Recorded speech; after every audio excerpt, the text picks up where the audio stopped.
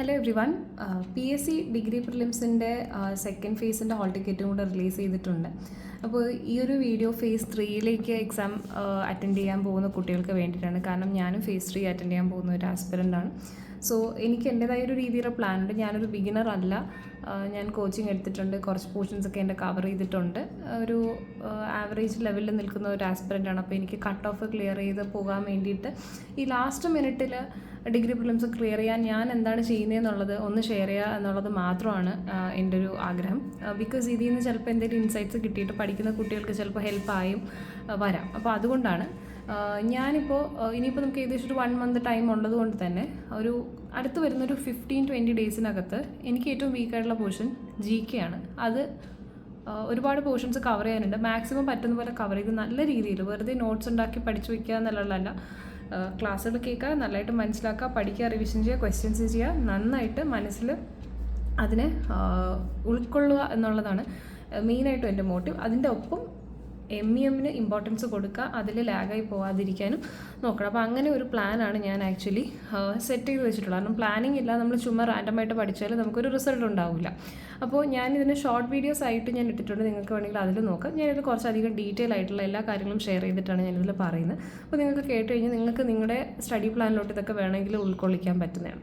അപ്പോൾ ഡെയിലി റുട്ടീനിൽ ഞാൻ ഇത് ഏകദേശം ഞാൻ ഫോളോ ചെയ്യാൻ ഉദ്ദേശിക്കുന്നത് ഒരു ഫസ്റ്റ് 20 ഡേയ്സ് ആണ്, അല്ലെങ്കിൽ ഒരു ഫസ്റ്റ് 15 ഡേയ്സ്. ലാസ്റ്റ് ദിവസങ്ങളിൽ ഞാൻ കുറച്ചുകൂടി ഡിഫറെൻ്റ് ആയിട്ടായിരിക്കും പഠിക്കുന്നത്. കാരണം അപ്പോഴത്തേക്കും ഞാൻ ഈ ഉദ്ദേശിക്കുന്ന കുറേ കാര്യങ്ങളൊക്കെ പഠിച്ചു തീർത്തിട്ടുണ്ട്. അപ്പോൾ ഞാൻ വീണ്ടും ഈ പ്രോസസ്സ് കണ്ടിന്യൂ ചെയ്തിട്ട് കാര്യമില്ല, മാറ്റണം. അപ്പോൾ അതുകൊണ്ട് തന്നെ ഒരു ഫസ്റ്റ് 15-20 ഡേയ്സ് ആയിരിക്കും എൻ്റെ ഈ ഒരു സ്ട്രാറ്റജി ഉണ്ടാവുക. ഫൈനൽ സ്ട്രാറ്റജി ഞാൻ അത് പഠിച്ചു കഴിഞ്ഞ ആ ഒരു ടൈം ആകുമ്പോഴത്തേക്കും I will share it with all of you. അപ്പോൾ ഇതിൽ ഫസ്റ്റ് ഞാൻ MEMൻ്റെ കാര്യം പറയാം. മലയാളത്തിൽ ഏകദേശമൊക്കെ കുറേ ടോപ്പിക്സ് എനിക്ക് കംപ്ലീറ്റ് ആയിട്ടുണ്ട്. പിന്നെ നിങ്ങൾക്കറിയാം മലയാളത്തിലൊരു മേജർ പോർഷനും വൊക്കാബുലറിയാണ്. അതൊക്കെ നമുക്ക് എത്രയൊക്കെ പറഞ്ഞാലും ലിറ്ററേച്ചർ ഭാഗങ്ങളുണ്ട്, എത്ര പഠിച്ചാലും തീരത്തില്ല. പക്ഷേ ഒരു രീതിയിൽ നമ്മൾ കുറേ കാര്യങ്ങൾ പഠിച്ച് ഞാൻ വെച്ചിട്ടുണ്ട്.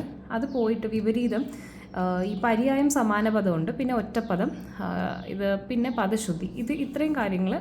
പദശുദ്ധിയൊക്കെ കുറച്ചൊക്കെ എനിക്കറിയാം, എന്നാലും അതത്ര കംപ്ലീറ്റ് അല്ലാന്ന് തോന്നുന്നുണ്ട്. ഈ ടോപ്പിക്സാണ് എനിക്ക് മലയാളത്തിൽ കുറച്ചധികം ടൈം കൺസ്യൂമിങ്. നിങ്ങൾക്കറിയാം പര്യായം ഒറ്റപ്പദമൊക്കെ ഒരുപാടെണ്ണമുണ്ട്, പര്യായമൊക്കെ ഒരുപാടെണ്ണമുണ്ട്.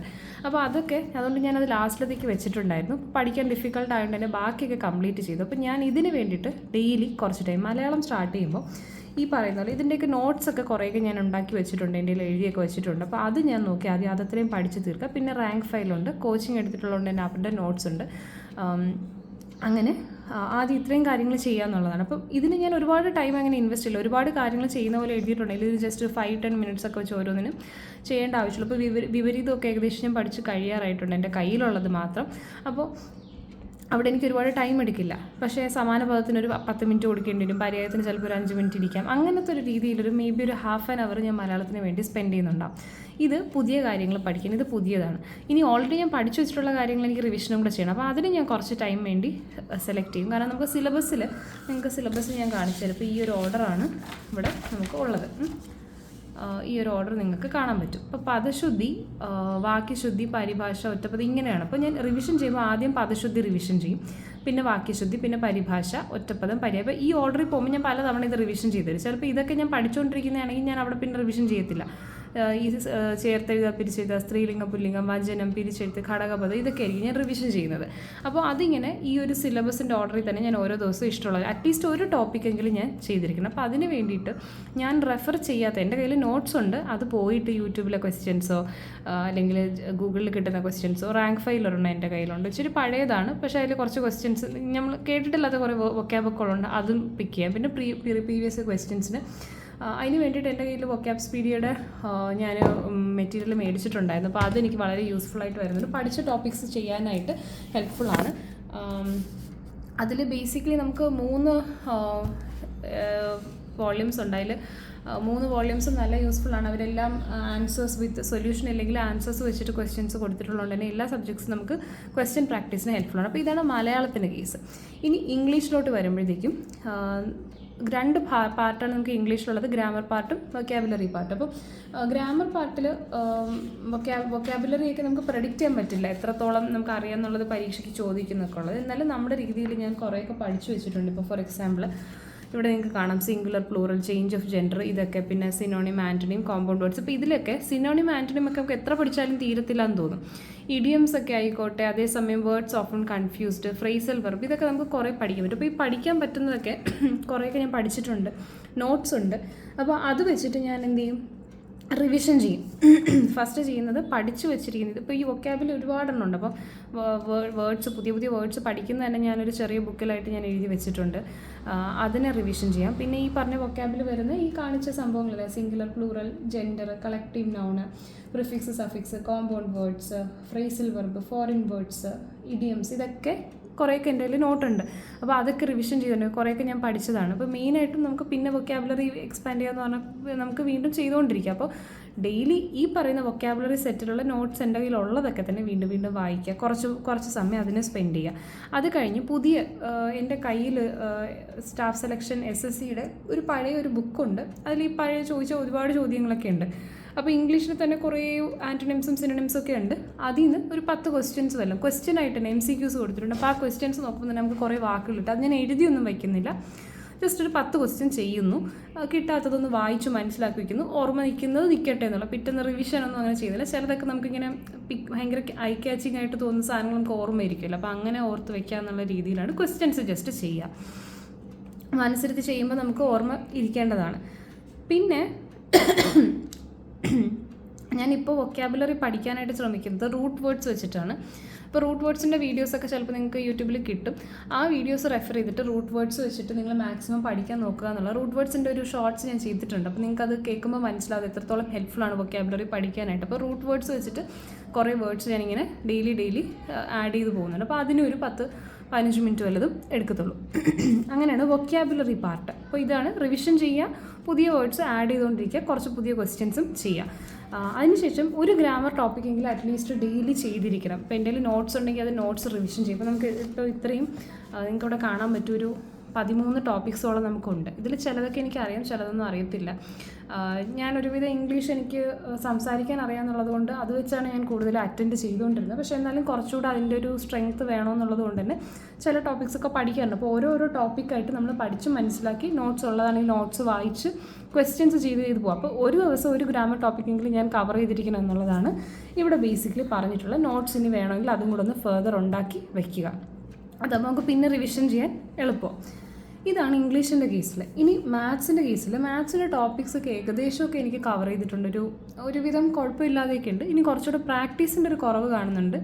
കാരണം പല ടൈപ്പ് ഓഫ് ക്വസ്റ്റ്യൻസ് ഒക്കെ ഓൾറെഡി പഠിച്ചു വെച്ചിട്ടും എനിക്ക് മറന്നു പോകുന്നുണ്ട്. അപ്പോൾ അതൊക്കെ റിവിഷനൊക്കെ വേണം. അപ്പോൾ ആ ഒരു രീതിയിൽ നോക്കുമ്പോൾ എനിക്കിനി പെൻഡിങ് ആയിട്ട് പുതിയ റീസണിങ്ങിലുള്ളത് കോഡിങ് ഡീകോഡിങ്ങിൻ്റെത് ഒന്ന് നോക്കാനുണ്ട്. പിന്നെ മിസ്സലേനിയസ് ആയിട്ട് പല ടൈപ്പ് ഓഫ് ക്വസ്റ്റ്യൻസ് ഉണ്ടല്ലോ റീസണിങ്ങിൽ. അപ്പോൾ അതൊക്കെ ഒന്ന് ജസ്റ്റ് ഒന്ന് 1-2 ക്ലാസ്സസ് അറ്റൻഡ് ചെയ്ത് അതിൻ്റെ നോട്ട്സ് ഒന്ന് ഉണ്ടാക്കണം. അപ്പോൾ അതാണ് എനിക്ക് പെൻഡിങ് ആയിട്ട് മെയിനായിട്ടുള്ളത്.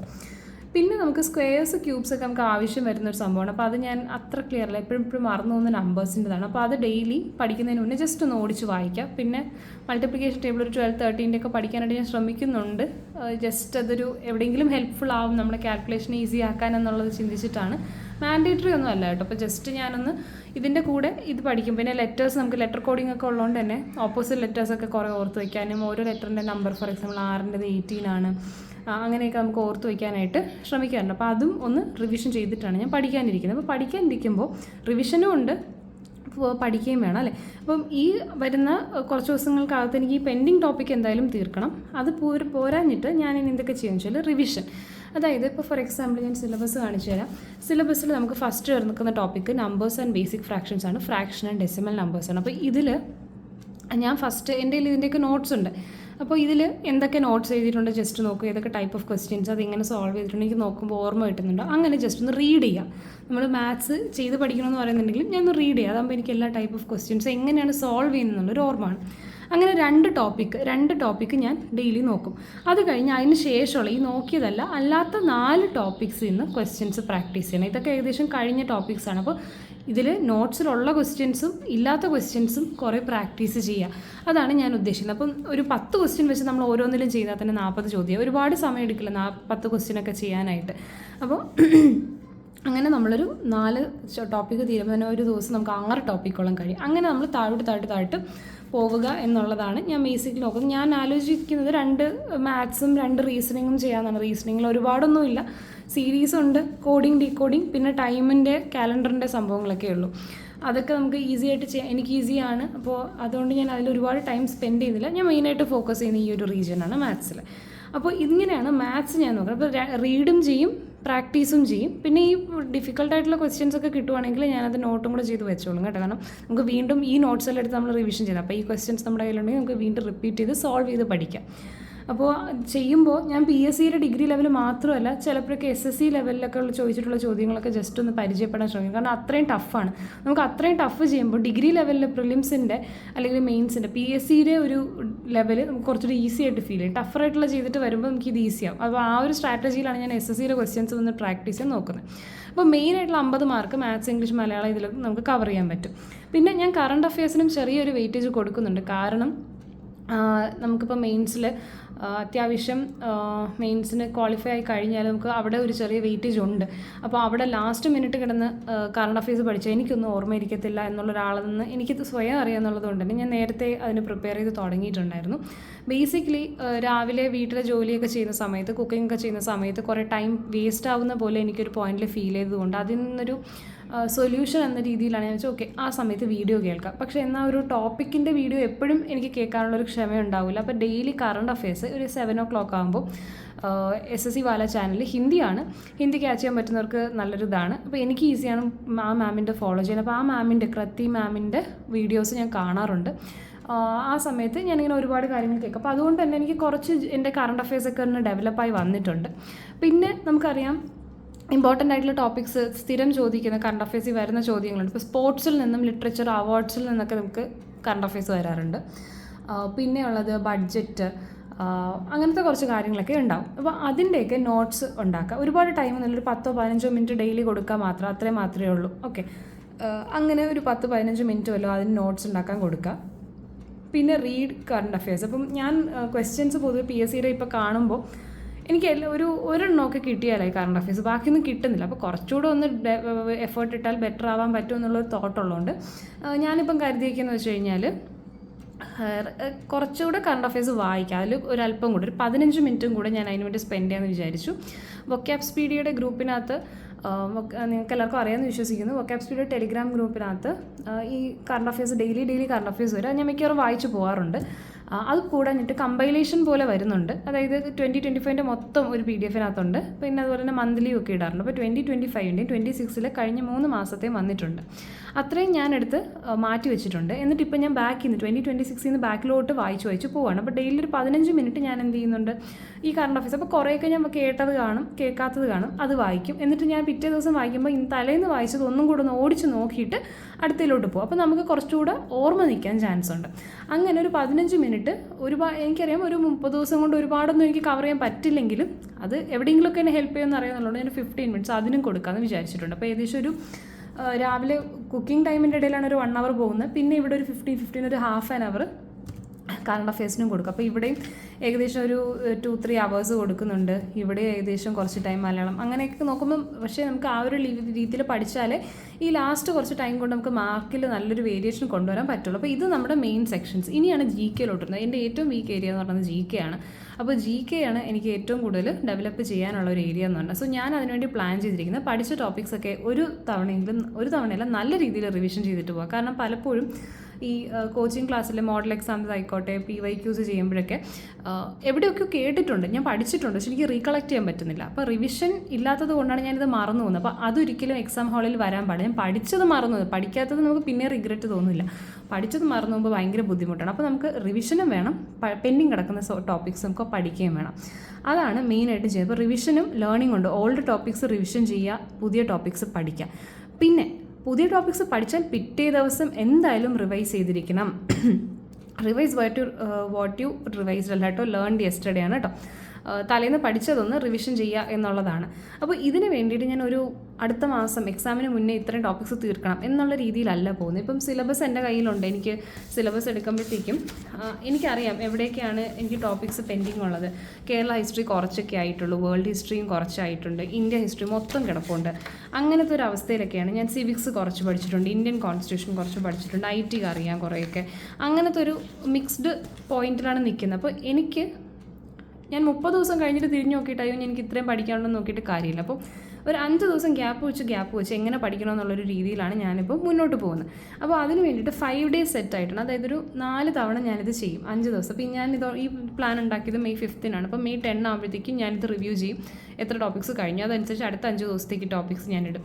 അങ്ങനെ ഞാൻ ആദ്യത്തെ 5 ദിവസത്തേക്ക് വേണ്ടിയിട്ട് ഞാനിവിടെ എഴുതി വെച്ചിട്ടുണ്ട്, നിങ്ങൾക്ക് കാണാൻ പറ്റും.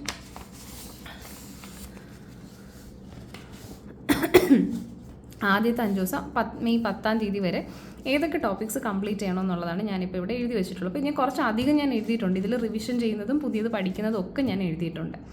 അപ്പോൾ GK-യിൽ ഞാൻ ഈ പറഞ്ഞ പോലെ പഠിക്കുകയും ചെയ്യണം, റിവിഷനും ചെയ്യണം. തലേന്ന് പുതിയതായിട്ട് പഠിച്ചിട്ടുണ്ടെങ്കിൽ പിറ്റേന്ന് ഞാനത് പഠിച്ച കാര്യങ്ങൾ റിവിഷൻ ചെയ്തിട്ട് അടുത്ത് പഠിക്കാൻ ഇരിക്കത്തുള്ളൂ. അപ്പോൾ അങ്ങനെയാണ് പ്ലാൻ ചെയ്ത് മുന്നോട്ട് പോകുന്നത്. അതിന് ഞാൻ ആദ്യം സ്പോർട്സാണ് എഴുതിയിട്ടുള്ളത്. സ്പോർട്സിന് ഞാൻ ഒരു അത്യാവശ്യം വീക്കായിട്ടുള്ള ഒരാളാണ്. സ്പോർട്സ് ഫോളോയേ ചെയ്യാത്ത ഒരാളായതുകൊണ്ട് തന്നെ ഒന്നും അറിയത്തില്ല എന്നുള്ള അവസ്ഥയാണ്. അപ്പം ഒളിമ്പിക്സൊക്കെ ഞാൻ ജസ്റ്റ് ഇപ്പോൾ വായിച്ച് തുടങ്ങിയിട്ടുണ്ടായിരുന്നു. അപ്പോൾ അതുകൊണ്ട് തന്നെ കണ്ടിന്യൂഷൻ പോലെ പാരാലിമ്പിക്സും national games, Asian games, Afro Asian, നമ്മുടെ ഇത് ബേസിക്കലി നമ്മുടെ സിലബസിൽ കൊടുത്തിരിക്കുന്ന മാത്രമാണ് ഞാൻ നോക്കിയത്. നമ്മുടെ ഇവിടെ കൊടുത്തിട്ടുണ്ട് കുറച്ച് ഗെയിംസിൻ്റെ കാര്യങ്ങളൊക്കെ. അപ്പോൾ ഇതൊക്കെ ഞാനൊന്ന് എഴുതി വെച്ചിട്ടുണ്ട്.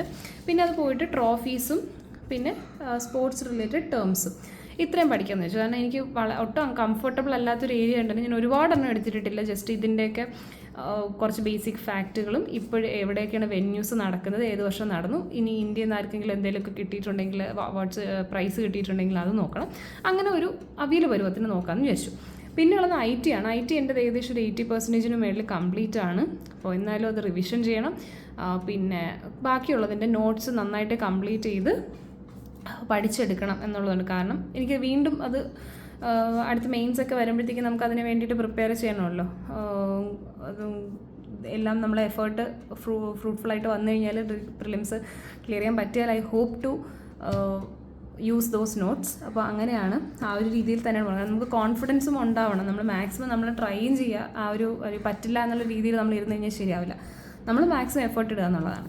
അപ്പോൾ അത് കഴിഞ്ഞിട്ട് ഞാൻ കോൺസ്റ്റിറ്റ്യൂഷൻ വെച്ചിട്ടുണ്ട്. കോൺസ്റ്റിറ്റ്യൂഷൻ ഏകദേശമൊക്കെ എൻ്റെ കംപ്ലീറ്റ് ആണ്. അമെൻമെൻറ്റ്സ് പിന്നെ ഈ ചില സമയങ്ങളിൽ കേസുകൾ ചോദിക്കുന്നുണ്ട്. ഇപ്പോൾ നമ്മൾ കേശവാനന്ദ ഭാരതി കേസ്, ബെറിബാരി കേസ്, അങ്ങനെയൊക്കെ പറഞ്ഞിട്ടുള്ള കേസുകളൊക്കെ ചോദിക്കുന്നുണ്ട്. അപ്പോൾ കേസുകളും കോൺസ്റ്റിറ്റ്യൂഷണൽ ഇൻസ്റ്റിറ്റ്യൂഷൻസാണ് കേട്ടോ ഇത് എഴുതിയിരിക്കുന്നത്. അതും അമെൻമെൻറ്റ്സുമാണ് മെയിനായിട്ട് എനിക്ക് പെൻഡിങ് ഉള്ളത്. പിന്നെ ബാക്കിയൊക്കെ റിവിഷൻ ചെയ്യണം. അതാണ് കോൺസ്റ്റിറ്റ്യൂഷനും. അപ്പോൾ ഈ 5 ദിവസം കൊണ്ട് തീർക്കണം. അത് കഴിഞ്ഞ് സിവിക്സിലോട്ട് വരുമ്പോൾ ഞാൻ കൺസ്യൂമർ പ്രൊട്ടക്ഷനും വാട്ടർഷെഡ് മാനേജ്മെൻറ്റും ഒക്കെ പഠിച്ചതാണ്. പോക്സോ ഞാൻ പഠിച്ചിട്ടുണ്ടായിരുന്നു. അതല്ലാണ്ട് ഇതൊക്കെ എനിക്ക് പുതിയതായിട്ട് പഠിക്കാനുള്ള, എന്നാലും കുറേയൊക്കെ എനിക്കിതിൽ ജസ്റ്റൊക്കെ അറിയാം. അപ്പോൾ നന്നായിട്ടൊന്ന് ആക്കിയെടുക്കുക. ഗവൺമെൻറ്റിനും കുറേയൊക്കെ എനിക്കറിയാം. അതിനൊന്ന് നന്നായിട്ട് നോട്ട്സ് സെറ്റ് ചെയ്ത് പഠിച്ചെടുക്കാം. Public administration, bureaucracy, governance, civil service, Lokpal, Lokayukta, human rights, RT, ഇത്രയും കാര്യങ്ങൾ പഠിക്കുക, റിവിഷൻ ചെയ്യാൻ നല്ലതായിട്ട് വയ്ക്കുക. പിന്നെ ഞാൻ വരുന്നത് ജോഗ്രഫി, ഹിസ്റ്ററിയാണ്. അപ്പോൾ ഞാൻ ഇവിടെ സയൻസ് ആൻഡ് ടെക്നോളജി എടുത്തിട്ടില്ല. പിന്നെ ലിറ്ററേച്ചർ, കൾച്ചർ, ആർട്സ് അതും ഒന്നും എടുത്തിട്ടില്ല. എക്കണോമിക്സും എടുത്തിട്ടില്ല. എക്കണോമിക്സ് കുറച്ചൊക്കെ എനിക്ക് അറിയാമെന്നുള്ള ടോപ്പിക്കാണ്. അപ്പോൾ ഞാൻ അറിഞ്ഞുകൂടാത്തതും ഡിഫിക്കൽട്ടായിട്ടുള്ളതുമാണ് ഞാൻ ഇപ്പം ആദ്യത്തെ 5 ദിവസത്തേക്ക് ഇട്ടേക്കുന്നത്.